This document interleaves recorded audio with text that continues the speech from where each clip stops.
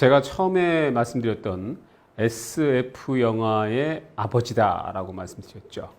그 영화가 바로 2001년 스페이스 오디세이라는 1968년도 작품입니다.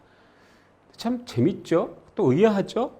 1968년도의 SF 영화가 얼마나 대단하다고 SF 영화의 아버지라고 그럴까라고 생각하실 텐데, 이 2001 스페이스 오디세이는 영화 연구소 아메리칸 필름 필름 협회죠. 영화 협회에서 선정한 역사상 최고의 SF 영화 1위입니다.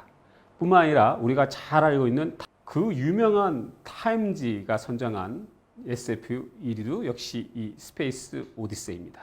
뿐만 아니라 영국의 유명한 잡지죠. 롤링 스토지에서 세계의 가장 뛰어난 최고의 SF 영화 1위가 또 이 2001 스페이스 오디세이입니다. 뿐만 아니라 시네마 브랜드 SF 영화 1위, 과학지인 사이언스 잡지에서 선정한 SF 1위. SF에 관한 영화는 모든 기관에서 1위를 한 작품이 바로 2001 스페이스 오디세이라는 1968년대 작품입니다. 1968년이면 벌써 몇 년입니까?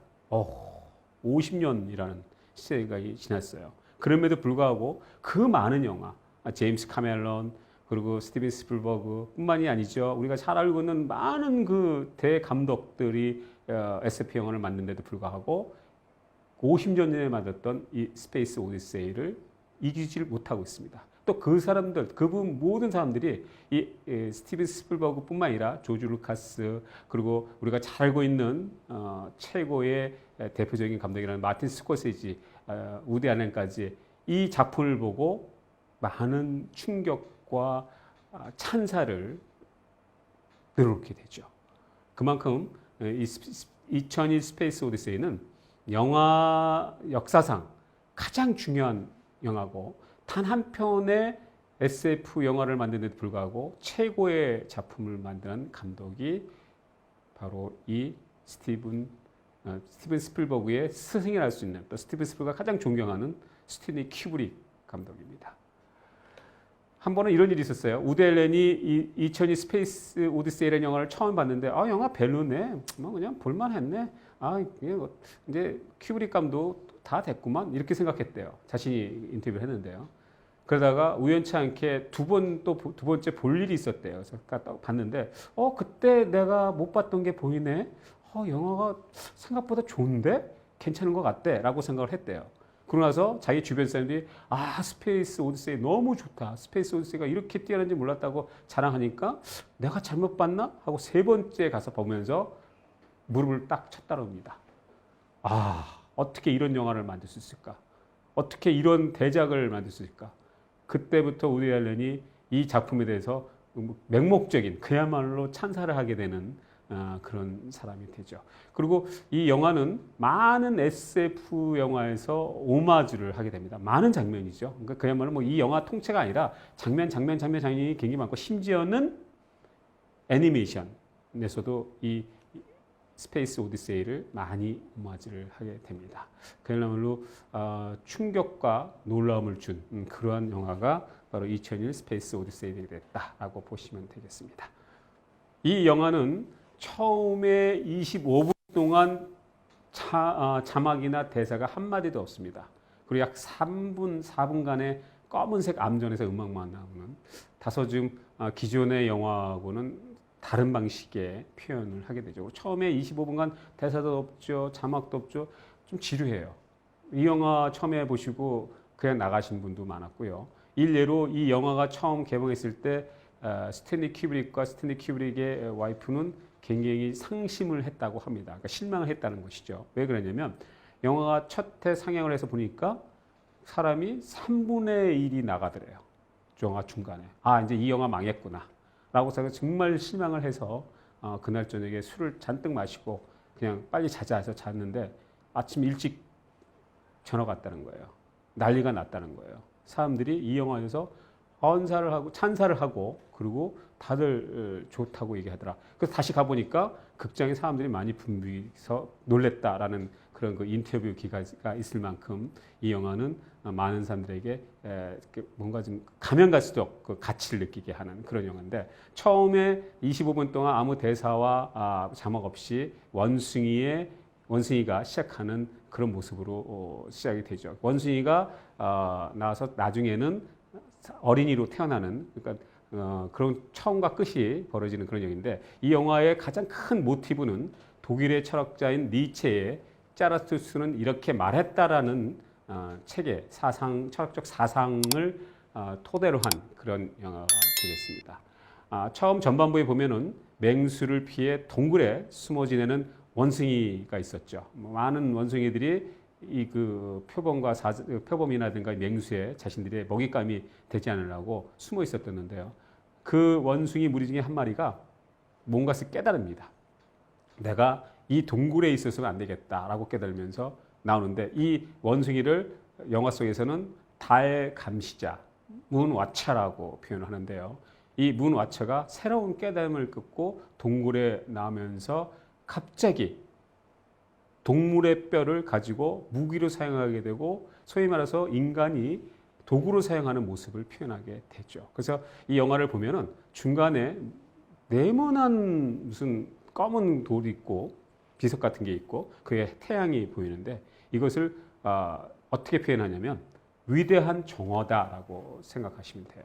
바로 위대한 정어를 스탠리 큐브릭 감독은 바로 이 원숭이가 새로운 깨달음, 동물의 뼈를 갖고 도구로 사용하면서 인간은 새로운 깨달음, 위대한 정어를 맞이하게 된다, 지식을 갖게 된다라는 화면으로 구성을 하게 되죠. 다소 좀 어렵고 철학적이에요. 굉장히 어렵게 해석이 될 수밖에 없는 그런 장면인데, 이것은 또 한편으로는 난 12시를 가리키죠. 가장 그 중앙에 있는 그런 모습을 보이는데, 여기서 원숭이는 뼈를 위로 던지게 됩니다. 그래서 하늘로 나르게 되죠. 그러면서 어떻게 됩니까? 우주선과 함께 마치게 되면서 교차 편집, 매칭 컷이라고 우리가 흔히도 얘기를 하는데, 매칭 컷을 통해서 인간이 새로운 발전을 했다. 바로 점핑 컷을 통해서 원숭이에서 현대 미래 사회의 인간의 모습을 표현을 하게 됩니다. 그만큼 하나의 사건, 도구를 위해서 인간은 비약적인 발전을 했다라는 것을 이 화면을 통해서 표현하는데, 그것을 바로 그 니체의 짜라투스트는 이렇게 말했다는 철학책의 철학적 비유로 영상화한 다소 복잡하고 어려운 구조예요. 사실 영화 공부하신 분들도 이 영화 보면 되게 어렵거든요. 가끔 이해가 안 됩니다. 그럴 때 제일 좋은 방법은 많이 보세요. 여러 번 보세요. 처음 봐서 이해가 안 가면 2번, 3번, 4번, 5번, 심지어 10번까지 보셔라도 이 영화를 보셔야 이해를 할 수 있다면 보셔야 됩니다. 그래야지만 무엇이 어떤 메시지가 감독이 주는가를 아시게 되는데, 문화처의 이 원숭이가 도구를 하루 던지는 깨달음과 우주 공간, 제가 조금 전에 말했던 매치컷을 되면서 그 미래 사회로 점핑컷 했다고 말씀드렸잖아요. 이것은 또 한편으로 얘기하면은 그 장면이 어떤 장면이냐면, 지구와 외계의 모노리스라는 정체를 알아내기 위한 목성으로 가는 디스커버리호의 또 장면으로 이어지게 됩니다. 무슨 얘기냐면, 이렇게 해서 인류가 이제 발전을 하게 되고, 그래서 사람들이 이제 달나라를 갔더니 달나라에 뭐가 있습니까? 이 모노리스라는 비석 같은 것이 있죠. 이것이 뭔지 몰랐는데 이게 과연 뭘까? 생각해 보니까 이거 어디서 왔을까? 조사해 보니까 목성에서 왔다는 걸 사람들이 알게 되죠. 그래서 목성으로 그 조사를 하기 위해서 디스커버리호라는 우주선을 띄우는데, 재밌는 것은 이 디스커버리라는 말이 많이 들어보시지 않았나요? 미국의 그 우주 왕복선 아마 기억할 겁니다. 실제 이름도 디스커버리호로 쓸 만큼 이 영화가 많은 영향을 주는 건 사실이죠. 자, 이렇게 해서 영화는 목성을 향해서 우주선이 출발하게 됩니다. 이 우주선에는 AI라는 인공지능이 있었습니다. AI? 여러분 AI 하면 기억나시는 거 있습니까? 맞습니다. 영화 AI라는 영화 있었죠. 바로 스티븐 스필버그 감독이 연출한 영화 기억하실 겁니다. 이 스티븐 스필버그 감독의 AI는 사실은 이 스탠리 큐브릭 감독의 작품이에요. 큐브릭 감독이 스티븐 스필버그 감독한테 전화를 하죠. 내가 영화를 만들었는데 나와 같이 하지 않을래? 하니까 이 스티븐 스필버그는 모든 스케줄을 다 뒤로 하고 전용 비행기로 영국으로 바로 날아갑니다. 그래서 만나보니 이 바로 AI라는 영화를 공동으로 작업을 하자는 제안을 받게 되죠. 이 AI 시나리오와 스토리를 보고 스티븐 스필버그는 깜짝 놀랍니다. 역시 대감독은 다르구나. 그래서 무조건 하겠다고 하죠. 근데가 문제가 있었습니다. 왜냐하면 스티븐 스필버그 감독조차도 생각 못했던 이 AI의 우수성, AI의 뛰어난 미래성 때문에 현대 과학으로는 구현하기 힘든 그런 장면들이 너무 많았던 거죠. 그래서 두 사람은 앞으로 더 발전된 다음에 찍기로 약속을 하죠. 향후 5년 후, 10년 후에 많은 기술적인 카바가 되고 발전이 되면 그때 AI를 찍겠다는 그렇게 했는데 큐브릭 감독이 사망하면서 나중에 스티븐 스필버그 감독이 혼자서 바로 이 AI라는 영화를 만들게 되는 그런 역사적인 사실이 또 있습니다. 다시 영화 얘기로 들어가서요. 인공지능인 이 AI는 이 오작동을 해서 비행사들을 죽이려고 하죠. 그러니까 주인공인 보우먼은 싸움 끝에 이 그 인공지능을 제거하고 자신의 목적지인 목성에 도착을 하게 됩니다. 근데 중간에 목성을 가게 된 데서 행성 간의 여행, 즉 스타게이트, 우리가 흔히 웜홀이라고 얘기하는데요.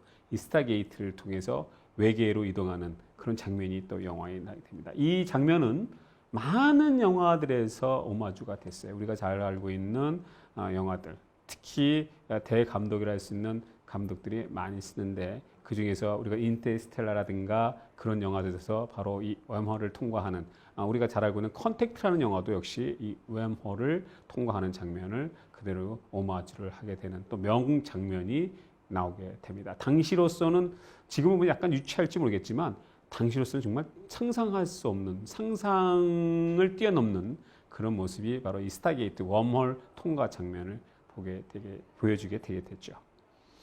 이 주인공 보우만은 바로 그 외계 행성에 도착을 해서 혼자 살다 늙어서 죽을 때 다시 태아로 태어나서 지구로 돌아간다. 그러면서 영화가 끝나요. 좀 황당하죠? 처음에는 갑자기 원숭이가 나왔다가 또 끝날 때는 아기로 끝나가는. 이 이야기 구조는 전반적으로 니체의 짜라투스트는 이렇게 말했다는 이야기를 중심으로 해서 인류와 인간의 발달을 보여주고 있고 미래 세계와 우주의 영역을 통해서 고대 그리스 작가 호메로스의 소설인 오디세이의 성주인 그 보우만이 그 주인공이 여행을 하다 고향으로 돌아가는 과정을 죽음과 또 역경을 이겨내고 힘든 과정이죠. 이겨내고 집으로 돌아간다는 얘기를 전체적으로 만들어진 얘기인데요. 사실 오디세이에서의 보면은 이 주인공은 궁수예요. 바로 우리가 말하는 보우맨이라는데요. 그래서 영화 속의 주인공 이름이 보우맨이 됩니다.